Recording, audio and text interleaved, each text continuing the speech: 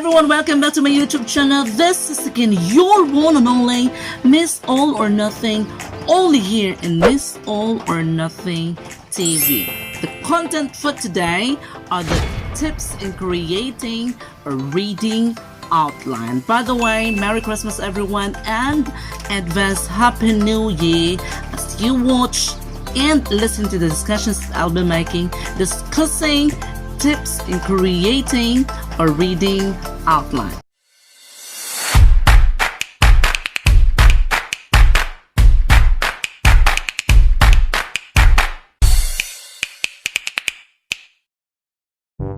Now, what is an outline or a reading outline? An outline is a summary that gives the essential features of a text. It shows how the parts of a text are related to one another as parts that are of equal importance or sections that are subordinate to the main idea of the reading material assigned to you.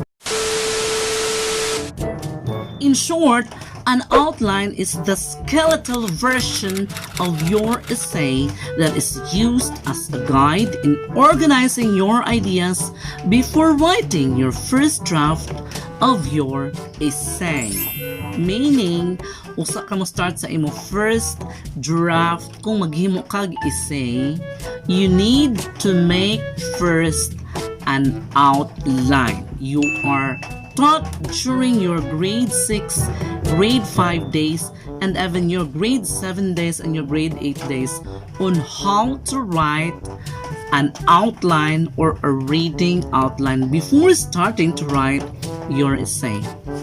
I hope you did not forget that one. Tip number 1 in creating a reading outline will tell you to read the entire text. Yes, having an overview of the reading content that you are assigned to make an essay after simply means reading and understanding what you are reading so that you can produce the excellent, if not the better structure of an outline. Klaro tadi ha? Kung maghimo kag essay, of course, para masabtan nimo tanang story sa gi-assign nimo nga reading material, basahon usa nimo, pero again take note na ay duha ka klase sa pagbasa. Pagbasa nga walay understanding ug pagbasa nga nag-understand sa gibasa. Tip number 2. Locate the main idea of the reading material assigned to you. How? Look at the title of the text, look for the headings and context clues of the reading material assigned to you, and look for the basic information that answers the question, what is the reading material about? That's tip number 2, locate the main idea of the reading material. Tip number 3, everyone, will simply direct you to look for key phrases of the reading material assigned to you. Take note that there are key phrases in almost all paragraphs of the reading materials assigned to you. Look for it, then if it entails for you to use a highlighter pen, then that's better technique. As you look for key phrases, use highlighting pen so that every after reading you can just go over immediately to key phrases that are deemed important in the reading material assigned to you. Tip number 4 in creating a reading outline will tell you to locate the topic sentence of the reading material. Take note that per paragraph of the reading material has its own topic sentence that justifies all information and arguments per paragraph of the reading material that you need to group based on given ideas. Example, first paragraph of the reading material will introduce the main characters of the story. So topic sentence, find that out and highlight all related idea that pertains to the major characters of the story. Klaro ta? Very good. Tip number 5, everyone, will tell you to organize idea levels. Per paragraph of the reading material has its own level, or what we call as hierarchy of information that you need to list down or highlight until the exact thought of what the writer wants you to understand is understood best by you as the reader, so that the reading outline that you will produce is the ideal and correct outline that you need to produce, because that will be your basis for your essay. Tip number 6, everyone, will tell you to evaluate supporting details of topic sentences provided before the reading material assigned to you. The supporting details per topic sentence should be the third level of your outline. Label these details with Arabic numerals or with bullets. Again, supporting details per sentences should be provided. Let us say in the story, the 4th paragraph will reveal to you the nemesis of the story, or the villain. Of course, after telling who the villain is in the story, it next will provide details why that certain character is labeled as the villain of the story. Klaro ta diha? Oh, yes, Daddy! Ang ikaupat nga paragraph, musulti kung kis ang kontrabida. So, iyan na isulti ang pangan o empleyado sa kontrabida.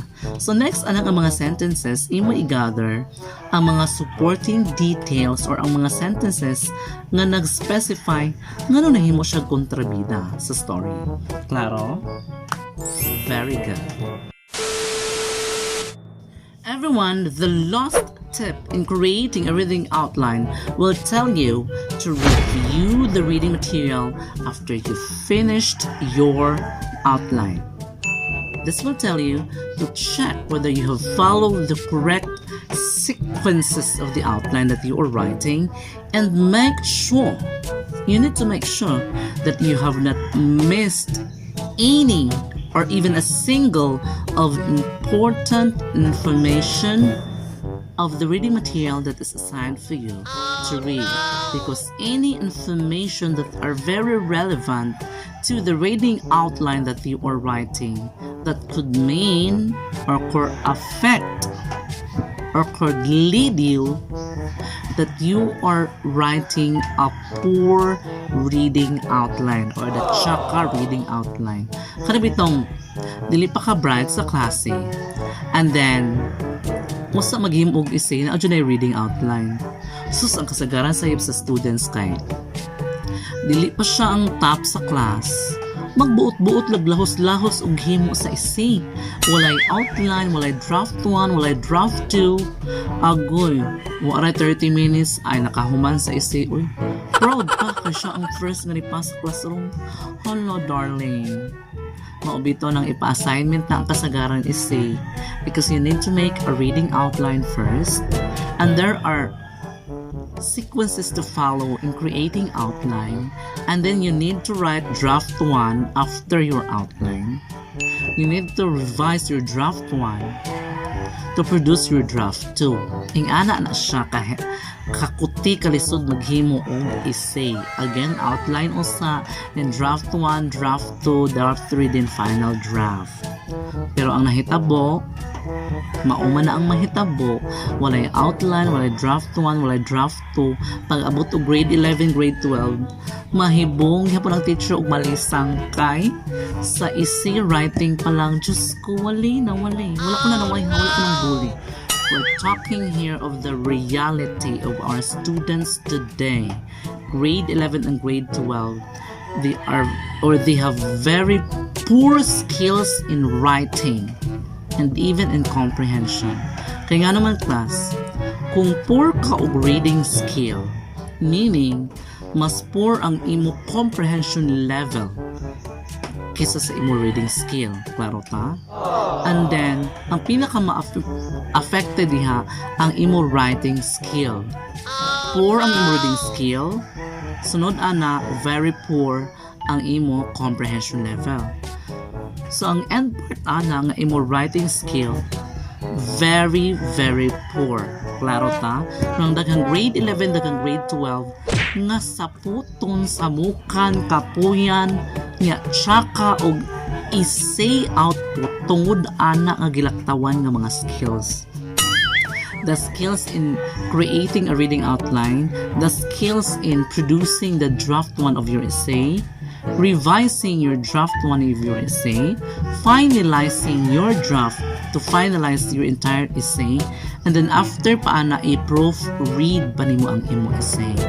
Unang no wonder dako jud ang percentage sa mga students nga mag-college level, mag-first year college nga poor og reading skills, poor og comprehension skills, then very poor in writing skills. I hope this content will help you a lot.